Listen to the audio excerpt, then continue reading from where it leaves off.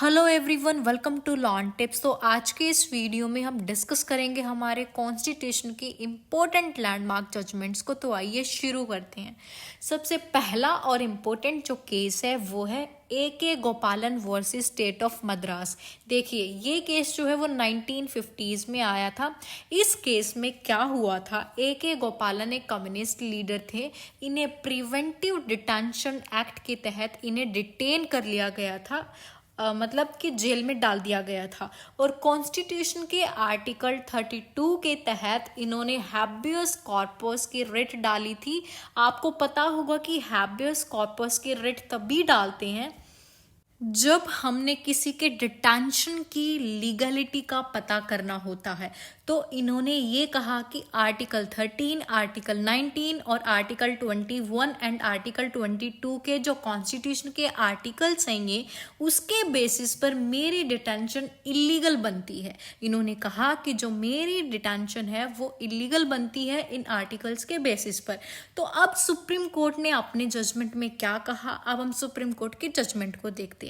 Supreme court ने अपने judgement में कहा कि आपकी डिटेंशन किसी भी तरह से इलीगल नहीं है और कोई भी फंडामेंटल राइट्स वोलेट नहीं हो रहे हैं यहाँ पर। और सुप्रीम कोर्ट ने ये कहा कि प्रिवेंटिव डिटेंशन एक्ट के तहत आपको जो डिटेंशन किया गया है उसमें हमने पूरा प्रोसीजर फॉलो किया है। इस प्रोसीजर फॉलो करने का मतलब है, जैसे आर्टिकल 21 में लिखा है कि आपको right to life and liberty मिलता है except procedure established by law. तो हमने क्या है, पूरा प्रोसीजर फॉलो किया है। तो इसीलिए आपका आर्टिकल 21 के तहत कोई भी राइट जो है वो वायलेट नहीं हुआ है। मतलब कि डिटेंशन करते समय आपको फुल इंफॉर्मेशन दी गई थी कि क्यों डिटेन किया जा रहा है, आपको सारे रीजंस बताए गए थे। तो और क्या है, आपको लॉयर हायर करने की भी पूरी परमिशन दी थी। तो इसी हिसाब से पुलिस ने अपना प्रोसीजर पूरा फॉलो किया था। तो आपकी डिटेंशन किसी भी तरह से इलीगल नहीं मानी जाती है इस केस में। तो आर्टिकल 21 की एक नैरो इंटरप्रिटेशन सुप्रीम कोर्ट इस तरह के जरिए, इस केस के जरिए करते हैं। इसीलिए ये केस जो है वो बहुत ही इम्पोर्टेंट है। क्या होता है कि आर्टिकल 21 की एक नैरो इंटरप्रिटेशन है, सुप्रीम कोर्ट इस केस के जरिए ही क्या करते हैं, इसकी जो इंटरप्रिटेशन है वो करते हैं। इसीलिए ये केस क्या है, बहुत ही इम्पोर्टेंट माना जाता है। तो ये था हमारा एक इम्पोर्टेंट केस। अब हम नेक्स्ट केस देखते हैं, Hari Prasad versus Union of India.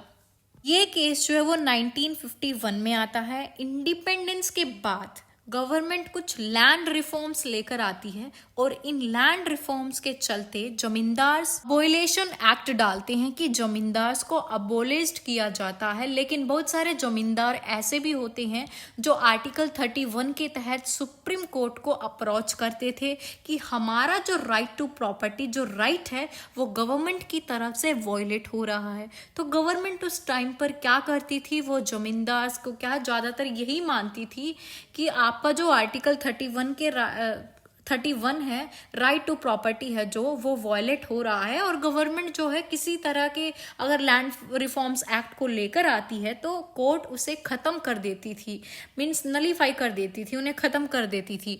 तो ये चीज़ क्या थी, गवर्नमेंट के लिए बहुत ही मुसीबत की बात बन जाती थी यहाँ पर। क्यों गवर्नमेंट इसका सॉल्यूशन निकालने के लिए क्या करती है कि ये अमेंडमेंट लेकर आते हैं कॉन्स्टिट्यूशन में और आर्टिकल 31A और आर्टिकल 31B को ऐड करती हैं ये अमेंडमेंट के बाद गवर्नमेंट। और आर्टिकल 31 में ये लिखा जाता है कि जो 9th शेड्यूल नया कॉन्स्टिट्यूशन में ऐड किया गया है, अगर 9th शेड्यूल में अगर हम किसी भी तरह का लॉ को ऐड कर देते हैं तो उस पे जुडिशियल रिव्यू नहीं होगा, कोर्ट जो है उस लॉ को ख़त्म नहीं कर सकता है, इन्होंने ये बोला था।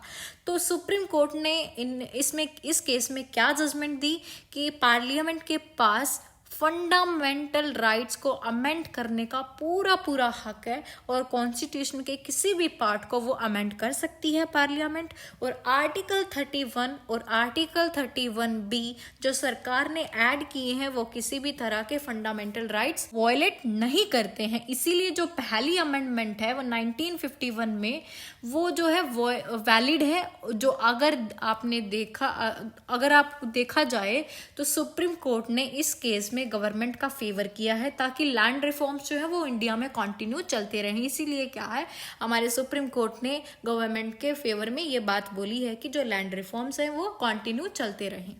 तो ये भी एक बहुत ही इंपॉर्टेंट केस रहा है। अब हम नेक्स्ट केस देखते हैं। केस का नाम है बेरूबारी यूनियन केस, जो कि 1960 में आता है। बेरूबारी एक गांव था जो कि इंडिया की टेरिटरी में आता था, लेकिन पाकिस्तान उसे क्लेम करता था। तो फिर इंडिया ने डिसाइड किया कि जो बेरूबारी जो गांव है वो हम पाकिस्तान को दे देंगे। लेकिन सुप्रीम कोर्ट ने ये एग्जामिन किया कि आर्टिकल 3 में इंडिया के पास, गवर्नमेंट के पास, की किसी भी स्टेट की टेरिटरी को चेंज कर सकती है और किसी भी दो स्टेट को मिलाकर एक स्टेट बना सकती है, ये कहा। लेकिन अपनी ही कंट्री की लैंड को किसी फॉरेन गवर्नमेंट को नहीं दे सकती। आर्टिकल 3 में ये प्रोविजन नहीं है। इसीलिए जो नेहरू नून एग्रीमेंट हुआ था ये बेरूबारी लैंड देने के लिए, तो ये एग्रीमेंट के चलते हुए गवर्नमेंट किसी तरह का लॉ नहीं लेकर आ सकती, क्योंकि आर्टिकल 3 में गवर्नमेंट के पास ऐसी पावर नहीं है। और अगर वो कुछ ऐसा करना चाहती हैं तो उन्हें कॉन्स्टिट्यूशन में अमेंड करना होगा, तभी वो ऐसा कर सकती हैं। तो इसीलिए 9th अमेंडमेंट पास किया जाता है और बेरूबारी जो केस था, बेरूबारी जो है वो पाकिस्तान को दे दिया जाता है। तो अब इस केस में सुप्रीम कोर्ट ने ये जजमेंट दी कि जो प्रियम्बल है वो कॉन्स्टिट्यूशन का पार्ट नहीं है और इसीलिए पार्लियामेंट क्या है, प्रियम्बल को अमेंड नहीं कर सकती है। क्यों? प्रियम्बल सिर्फ जो पार्लियामेंट है वो सिर्फ और सिर्फ उसी को अमेंड कर सकती है जो कॉन्स्टिट्यूशन का पार्ट है। लेकिन प्रियम्बल जो है वो, हमारे सुप्रीम कोर्ट ने बोला कि preamble is not a part of constitution, तो उसको वो अमेंड नहीं कर सकती है। पार्लियामेंट के पास ये पावर नहीं है कि वो प्रियम्बल को अमेंड करे। इस केस में ये बोला गया था। अब हम नेक्स्ट केस देख रहे हैं, ये भी बहुत इंपॉर्टेंट केस है। नेक्स्ट केस है हमारा Golaknath versus state of Punjab. ये केस जो है वो 1967 में आता है। गोलकनाथ की फैमिली पंजाब में है, उसके पास 500 एकड़ लैंड है। लेकिन पंजाब का जो लैंड लिमिटेशन एक्ट है, जिसको Punjab security and land tenure act कहते हैं, उसके तहत स्टेट गवर्नमेंट ये डिसाइड करती है कि गोलकनाथ की फैमिली कुछ एकड़ लैंड रख सकती है और बाकी की जो सरप्लस लैंड होगी वो गवर्नमेंट को मिलेगी। वो कुछ ही पार्ट जो है लैंड का वो रख सकती है और बाकी की जितनी भी सरप्लस लैंड होगी वो गवर्नमेंट को मिलेगी। तो इसी को चैलेंज करने के लिए गोलकनाथ सबसे पहले ये चैलेंज करती है कि ये जो एक्ट है जिसके तहत हमारे जो राइट है, हमारा जो लैंड है वो हमसे छीना जा रहा है, तो इस एक्ट को 9th शेड्यूल में ऐड कर दिया गया था। 17th अमेंडमेंट को लेकर यह कि 9th शेड्यूल में ऐड कर दिया गया था 17th अमेंडमेंट को लेकर। तो इस 17th अमेंडमेंट को गोलकनाथ के केस में चैलेंज किया गया था और इस केस में एक और इश्यू शामिल था कि जो अमेंडमेंट होती है क्या वो भी लॉ होता है, क्योंकि आर्टिकल 13 में लॉ की डेफिनेशन दी हुई है। तो इस केस में पूछा गया है कि जो हमारी अमेंडमेंट्स होती हैं क्या वो भी लॉ होती हैं, क्योंकि आर्टिकल 13 में लॉ की डेफिनेशन जो है वो दी गई है। इस केस के जजमेंट में सुप्रीम कोर्ट शंकरी प्रसाद वाले जजमेंट को बदल देती है। सुप्रीम कोर्ट कहती है कि पार्लियामेंट फंडामेंटल राइट्स को अमेंड नहीं कर सकती, उसके पास इतनी पावर नहीं है कि वो इनको अमेंड कर सके। और दूसरी जजमेंट में ये कहा था कि अगर किसी तरह के कोई अमेंडमेंट होते हैं तो वो एक ऑर्डिनरी लॉ कहलाएंगे।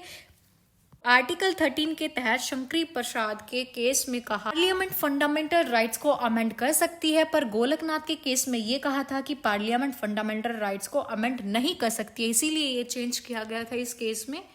हमने पढ़ा था ना कि गोलकनाथ के केस में तो ये बोला गया था कि वो फंडामेंटल जो राइट्स हैं पार्लियामेंट उनको अमेंड नहीं कर सकती है। तो पिछले केस में ये बोला गया था कि जो हमारा शंकरी प्रसाद वाला जो केस था उसमें बोला गया था कि जो फंडामेंटल राइट्स हैं पार्लियामेंट उन्हें अमेंड कर सकती है, बट यहाँ पर जो है अपना जो कोर्ट है, सुप्रीम कोर्ट है, उसने अपना डिसीजन चेंज कर दिया और कहा कि फंडामेंटल राइट्स को अमेंड नहीं कर सकती है।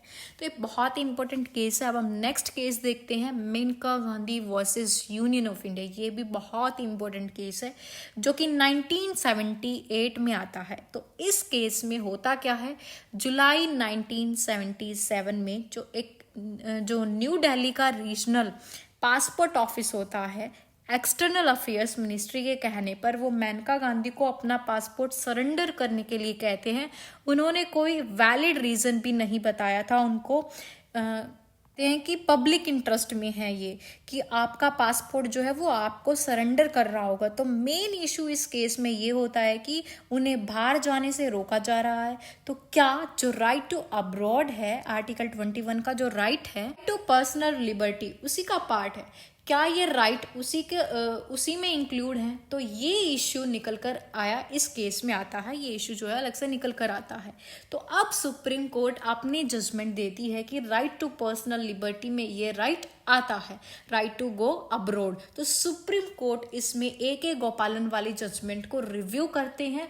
वो कहते हैं कि कोई लॉ अगर बनाया गया है और वो आपकी पर्सनल लिबर्टी को छीनता है, तो जो लॉ में प्रोसीजर बताया गया है उसको कितना भी सही तरीके से फॉलो किया जाए तो फिर भी वो लॉ जो है गलत हो सकता है। अगर हम किसी भी लॉ को अच्छे से फॉलो करें, उस प्रोसीजर को अच्छे से फॉलो करें, तो कुछ ना कुछ तो कमी फिर भी रह जाती है, गलत हो सकता है। तो क्या चीज़ पता लगी कि हमें प्रोसीजर ही नहीं देखना, हमें देखना है कि वो लॉ जस्ट है, फेयर है, रीजनेबल है या नहीं। तो ये तीनों चीज़ें हमें वहाँ पर फॉलो करनी पड़ेगी कि जो प्रोसीजर है, वो जो लॉ है वो जस्ट है, फेयर है, रीजनेबल है या नहीं। ये चीज़ें हमें देखनी पड़ेंगी उस केस में।